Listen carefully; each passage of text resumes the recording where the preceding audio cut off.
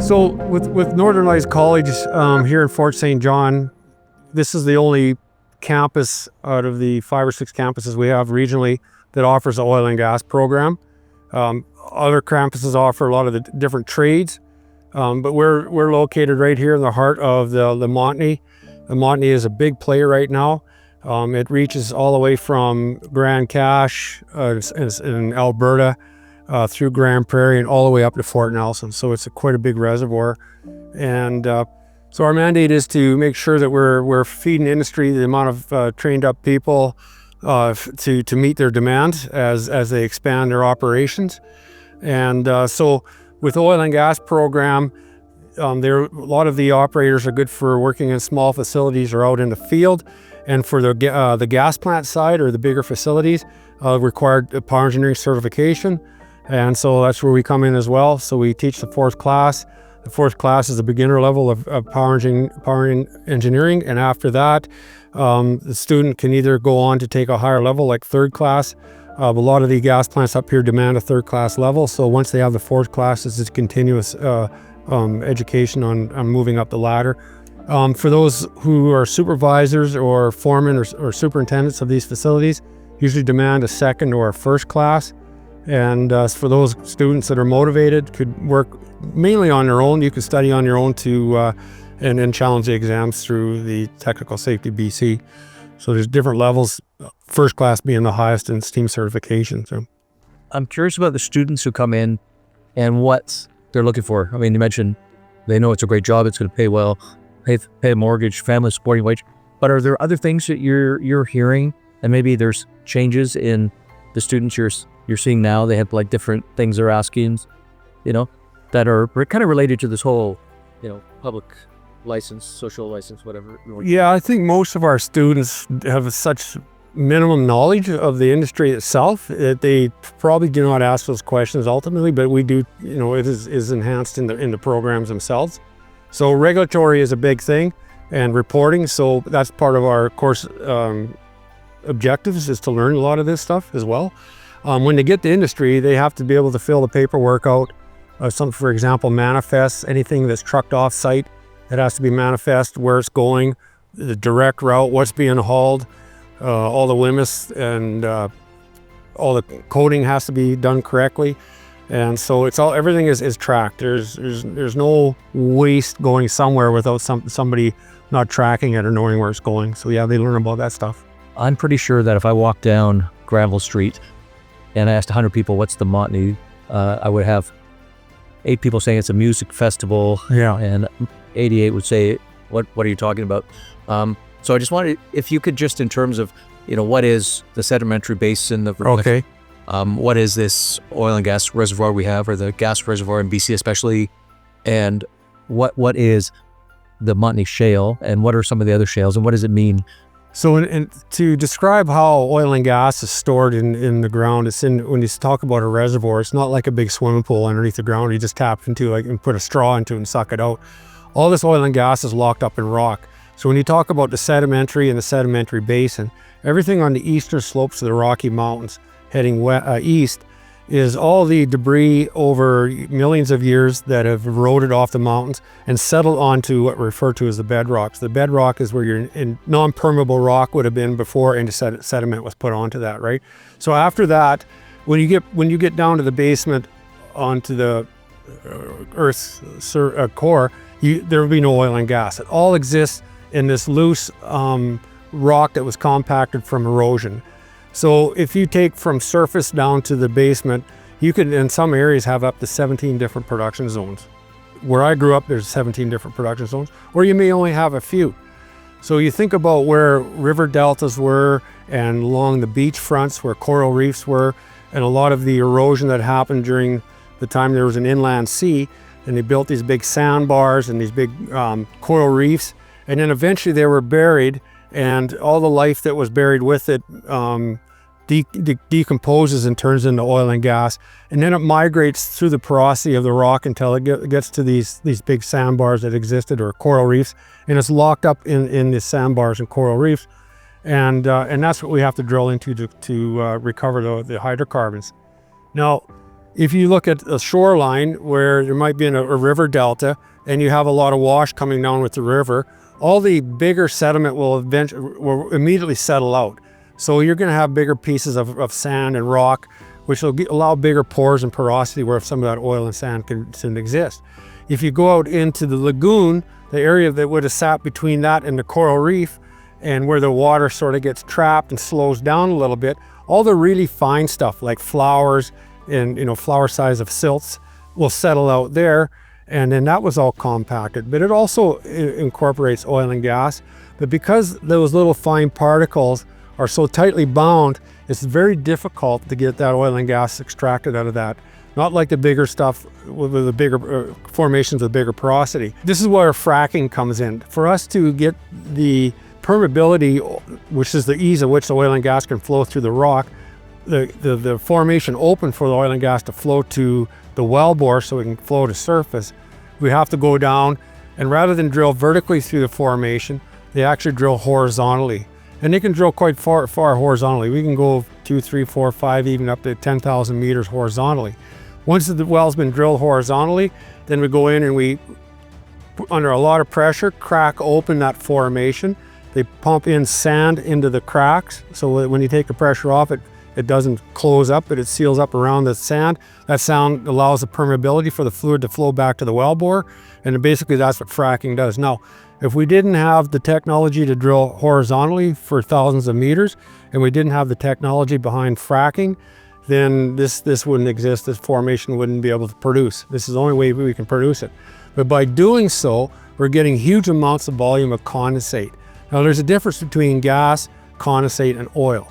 You want an oil that has, or a condensate that has about a 32 to a 36 API, which is the gravity. It's basically the density of it. And so if you look at the fluid or the gasoline you're putting in your car, it's very close to the constituents of condensate, which is basically pentanes. So gases like methane, ethane, propane, and butane all want to exist as a gas at atmospheric pressure. But the pentanes, anything heavier than a C5 pentanes, will remain as a liquid at atmospheric pressure. Pentanes is what we make gasoline from. And that's what the big demand is, right? Motor fuels. And so this is why this Mont is rich in these condensates, these C5s that we make motor fuels from. And they're also used as a diluent to take the oils, the heavy oils from places like Fort McMurray, and dilute it so the viscosity is a lot lighter and it can be pipelined a lot easier south across the border into the refineries down in the southern US. You hear about clean energy, which kind of implies there's something that's the opposite of that. So it's all about clean and dirty energy. The more I learn, the more I think that's not the most useful way to understand the world of energy. Could you maybe take that question into an answer, see if you can sort of wrap your head around how you feel about what the public should understand about this area discussion? So clean energy can be defined in my mind 2 different ways. It can be clean energy to the end consumer, which would be us driving a vehicle, for example, or home heating fuels and burning it in our furnaces. Right? We're always producing CO2 when we burn a hydrocarbon. So when you put hydrocarbon into a combustion engine, it burns that fuel. You get water vapor, you get CO2, and maybe a few other byproducts. A lot of those have been cleaned up over the years as well, by the way, and due to the refining processes. So things like benzene no longer exist in motor fuels. It's been removed at the refinery. And so we're constantly putting CO2 in the atmosphere. So is it clean energy? No, it's not clean energy, but it's what we have to use at the moment, and hopefully things can change differently around that as well. In terms of clean energy, in terms of production, all right, drilling, servicing, getting it into the gas plants, oil plants, and get it to sales. I think people have to realize that we have come a long ways in terms of keeping our environment clean and making everything, the whole process itself, working more efficiently. So I was mentioning before we got interrupted that, on the processing of gas development, oil and gas development, there's so much been done to clean up the atmosphere, from emissions to ground source pollution. Looking backwards, how knowingly we made a lot of mistakes. We're very naive of our actions. You can see this.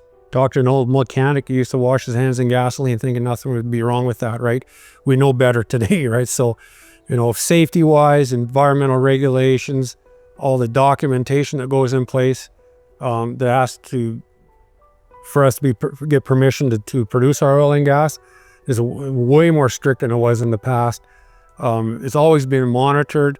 You look at, we burn a lot of fuel around these facilities. They have the most up-to-date measuring systems to make sure that our burner systems are working as efficient as possible to mitigate the amount of CO2 going to the atmosphere. And those processes are continually being revised and making them much better than they are even today. So going forward, I think there's going to be a lot more to be done. Yep, but yeah, things are getting good. I think we're off on the right foot here. What's going on in this space here? So when we process oil and gas, we have to remove all the contaminants before it goes to sales. Some of those contaminants include carbon dioxide, which naturally comes from the ground, water, which we refer to as produced water vapor that's in the gas stream itself, so it's like humidity in the air, and we have to remove hydrogen sulfide, or referred to as H2S, which is extremely poisonous. So any one of those contaminants, for example, you cannot sell those with your sales gas or oils or products. And so all the processing is basically cleaning up the oil and gas to make it saleable. So when you sweeten a gas, taking it from a sour gas, which has H2S in it, make it sweet so it's saleable, we have to come in contact with a chemical that has an affinity to oil, a sour gas and CO2. So we use an amine. So amine is brought in contact with the gas. The amine will absorb the CO2 and H2S, and then the gas coming out of that process will be sweet. Then the amine is taken over to another side of the process where it's heated up, and the H2S, the CO2 will be removed. And again, so the H2S can be either sent off to a sulfur plant where the hydrogen and sulfurs are split, and so you get pure hydrogen and pure elemental sulfur, and then the sulfur can be sold off internationally for many different things, like steels, goes into pavement, goes into pharmaceuticals, women's makeup, goes into so many different supply chains. And the hydrogen can be burnt off. It burns off extremely clean, or it can be sent back into another process, especially on the refining end, which is used to enhance some of the products that we want to get out of the oil and gases in the refining side of things. But also the gas has water in it. So we can't sell water. Water will freeze off the gas. It also reduces the heating value of gas, obviously, so it can cause a lot of problems. So we have to go through what we call a dehydration process. So what you see behind me is just a small dehydrator here, which you would probably see on the well site. And so unlike amine, we use glycol. Glycol has an affinity to water. So the gas is brought into contact with the glycol. The glycol absorbs water. Then the glycol water solution is sent to a small boiler where it's heated up.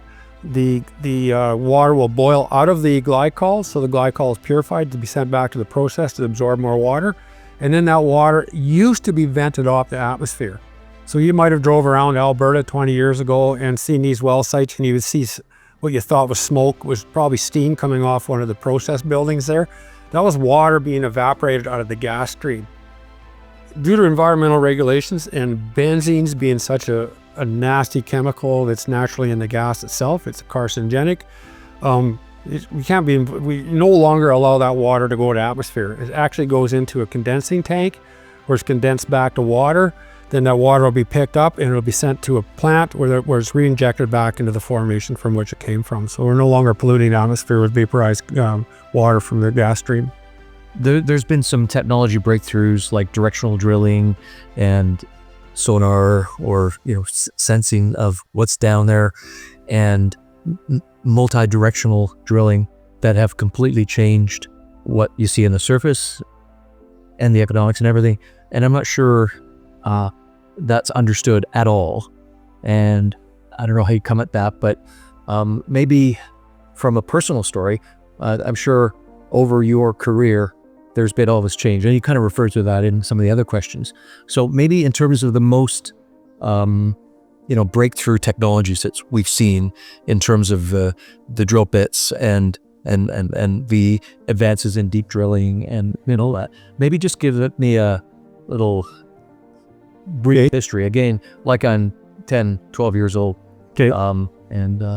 With the oil and gas regulations, it states that nothing touches the ground. So what that means is if there's any fluid spilt on the ground, it's immediately cleaned up, and a lot of that contaminated soil is sent off to a processing unit where it's cleaned up, reclaimed, and can be put back as topsoil on any other ground surface, right? If more than 1 cubic meter hits the ground, it has to be reported to the Energy Resource Board, and those reportings make sure that companies are held responsible for cleaning up their spills. And this happens whether it be around a drilling rig, a service rig, or around a well production site.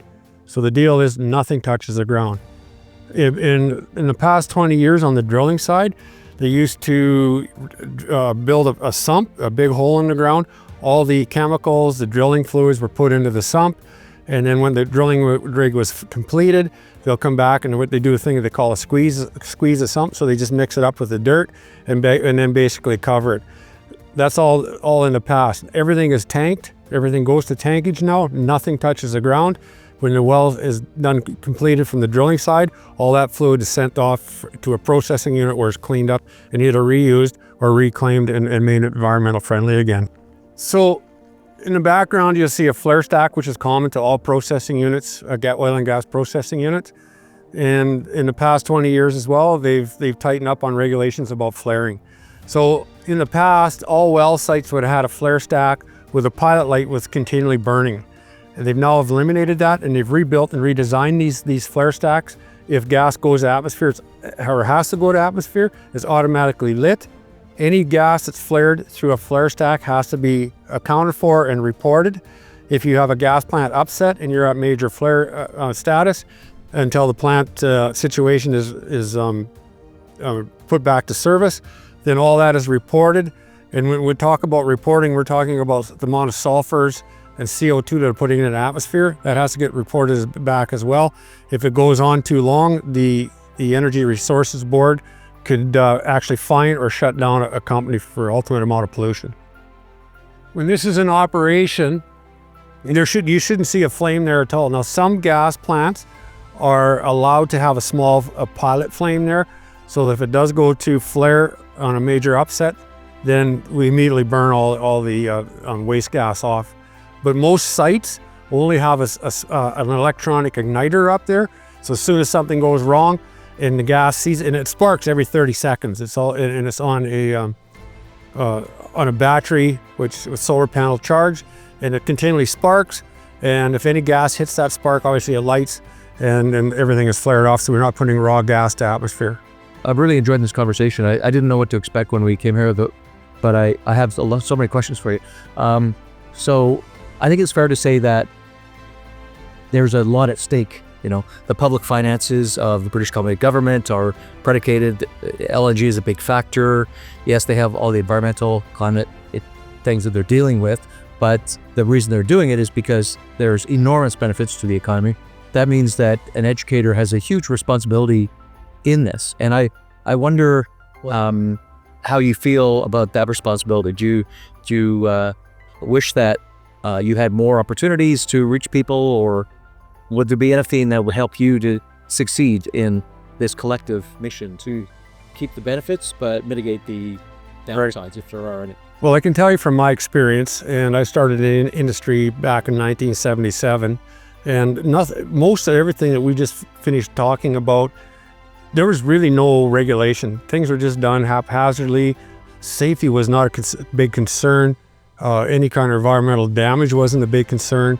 And then since, I could speak from experience. I've seen some fairly horrendous things happen, in which I really don't like to speak to, but that's in the past. There's no way you can get away with this sort of business anymore, which is, all the regulations have come in and tightening up on oil companies to be more responsible for their actions.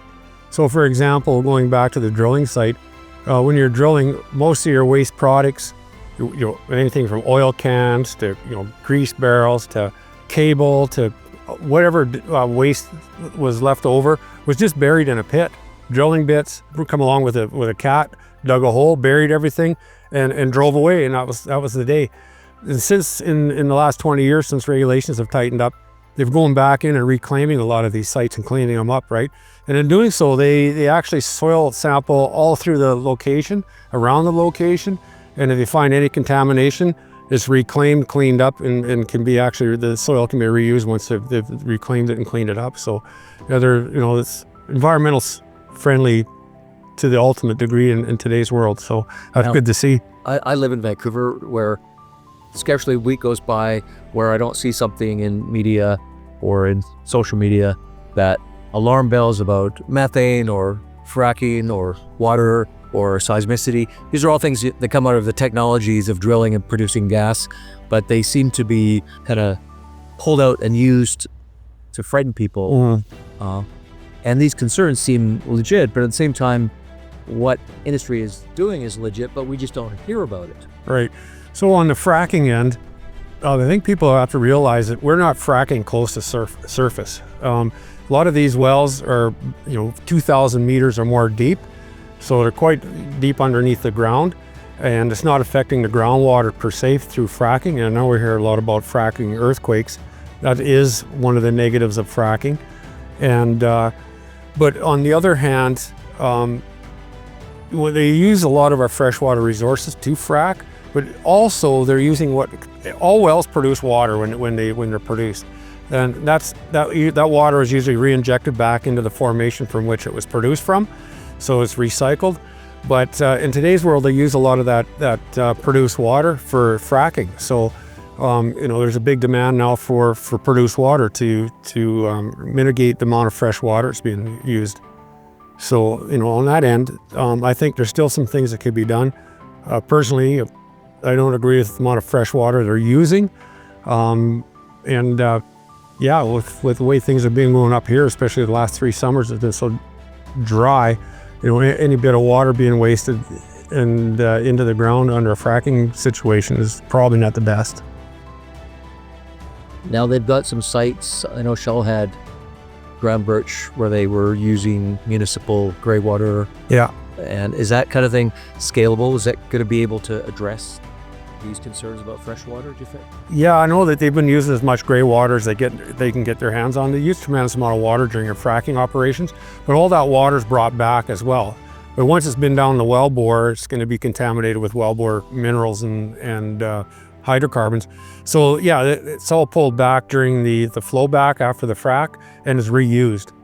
And so that mitigates the amount of fresh water that's being taken from the environment. But there's still a good amount of fresh water being taken from the environment as well. So now, when it comes to another issue I hear about a lot, methane, that seems to be an issue around the modern states of equipment and practices. And if you lose methane, you're losing money. So it's not really in the gas company's interest to let methane leak out, is it? Yeah, so methane is considered a greenhouse gas. And again, with our regulations being tightened up in the last 20 years, to give you an example, on site, you don't have electrical power in a lot of these remote locations. So you use the pressure from the wellbore and the gas from the wellbore to, say, operate a pump. And when that pump finishes stroking, it always discharged methane to the atmosphere or to a flare system where it was burnt off. They've totally redesigned all the equipment around these well sites, so there's no methane reaching atmosphere anymore. It all has to be measured. It's continually measured by external companies as well. Come in and do a fugitive emission test to find out if there's any venting of methane to atmosphere, and then that's all reported as well. And the company's responsibility is to clean that up so it's not being vented to atmosphere anymore. Yeah. And you were telling me earlier, can you about First Nations training and what you've been doing? Can you give me a kind of capsule of that? Right, so in this region we have 5 different bands, all want to be involved as much as possible in the development of the oil and gas in this sector. And so I personally run an oil and gas program for the Blueberry First Nations out there, so some of their people can get employed in the oil and gas.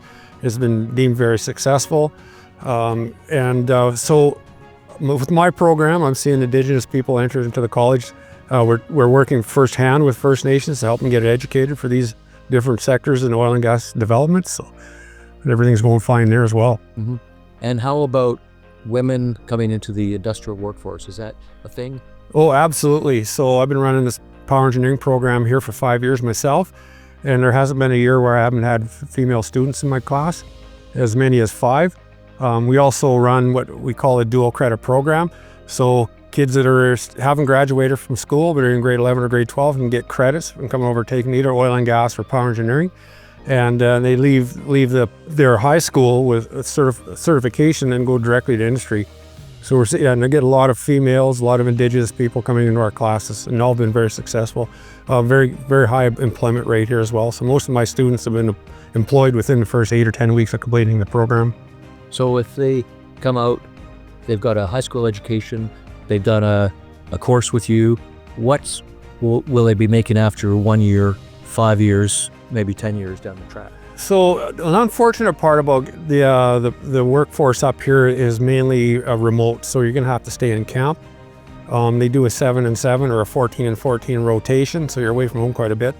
And most of the students starting wages would be about $28 to $32 an hour. So, and with overtime and as busy as it's been, they've got a lot of overtime. I would think that most of the graduate students are starting off with a gross income of $100,000 a year. So you think you're in camp half a week or a week on, week off. You're really only working 6.5 to 7 months out of the year anyway. So, you're making a pretty good wage for the amount of work you've done. So, and your skills might be useful in other things the rest of the year. Would that be? Absolutely. If you look in terms of my program, we learn about all industrial types of equipment. So, in speaking about furnaces and boilers and things like that, a lot of the stuff, everybody has a furnace at home or some kind of heating device. So, we learn about that and how it works. So, a lot of my students can actually go home and learn how to fix things on their own. In terms of the mechanical end of things, we, a lot of hands-on mechanical stuff. So, it's not like the days when I grew up where you could fix your own car. You don't have that opportunity to become mechanically inclined. So these courses actually offer that opportunity. And, it's amazing when you hear some student goes, yeah, I always wondered how that worked, and now I know how it works, and now I can fix it myself. And that really drives their interest.